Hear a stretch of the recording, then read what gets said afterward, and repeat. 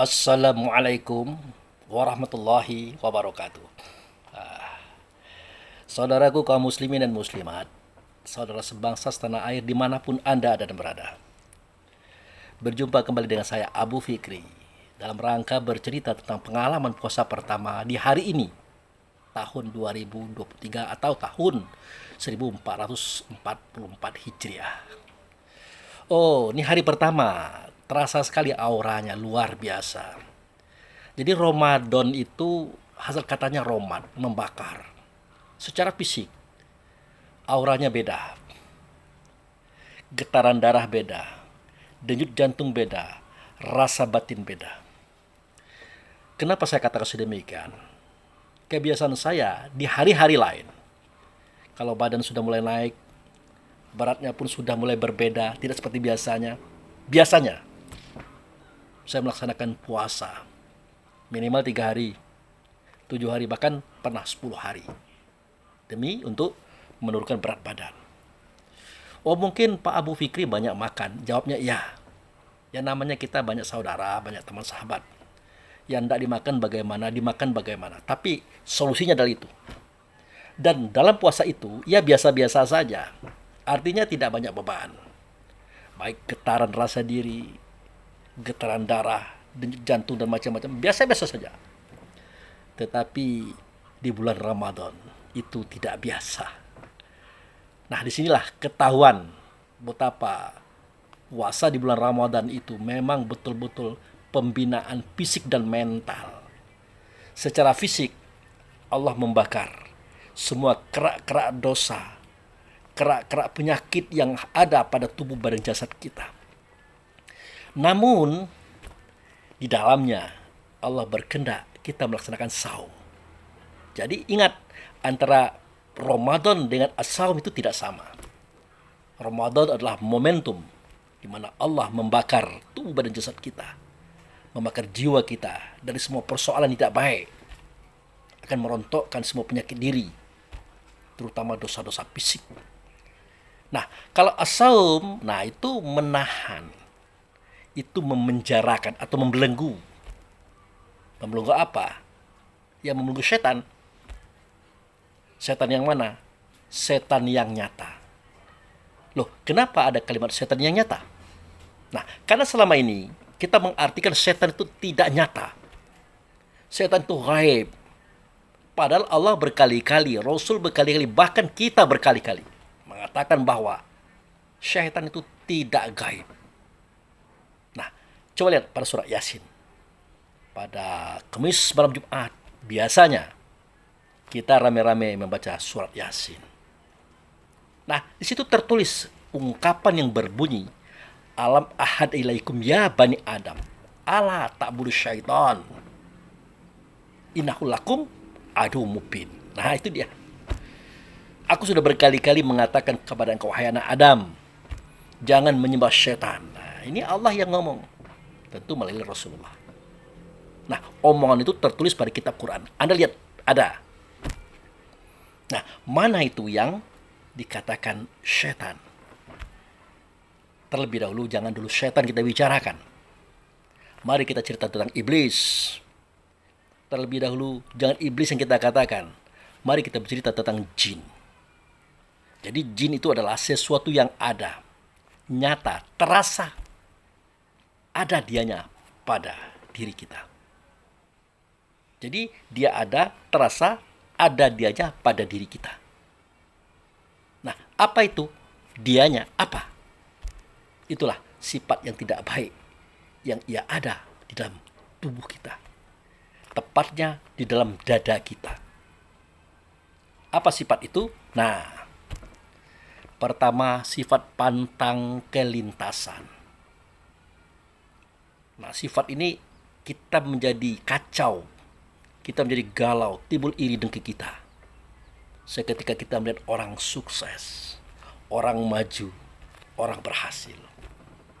Itu sifat pantang kelintasan. Yang kedua, pantang kerendahan. Mau benar sendiri, mau hebat sendiri, mau suci sendiri, orang lain tidak. Ah, itu dia. Dan kita pun gila hormat. Yang ketiga, pantang kurang. Sudah cukup hartanya, sudah banyak uangnya, di mana-mana terbilang depositnya. Pokoknya sudah banyak, tetapi masih punya keinginan mengambil hak orang lain. Padahal dibanding dengan hartanya, jauh, tidak apa-apanya. Tetapi yang sedikit itu dia ambil, apalagi yang banyak. Itu sifat pantang kekurangan. Yang keempat, pantang tersinggung dan tidak mau kalah. Jadi keempat sifat ini kalau digabung, ya, pantang kelintasan, pantang kerendahan, pantang kurang, pantang kalah, atau pantang tersinggung tadi, memunculkan 10 sifat. Ajib, ria, takabur, iri, dengki, hasut, fitnah, tomong, loba, dan sombong. 10 tambah 4, 14. Memunculkan 3 sifat. Benci, dendam, dan menghancurkan. Ada 17 sifat yang buruk pada diri setiap manusia.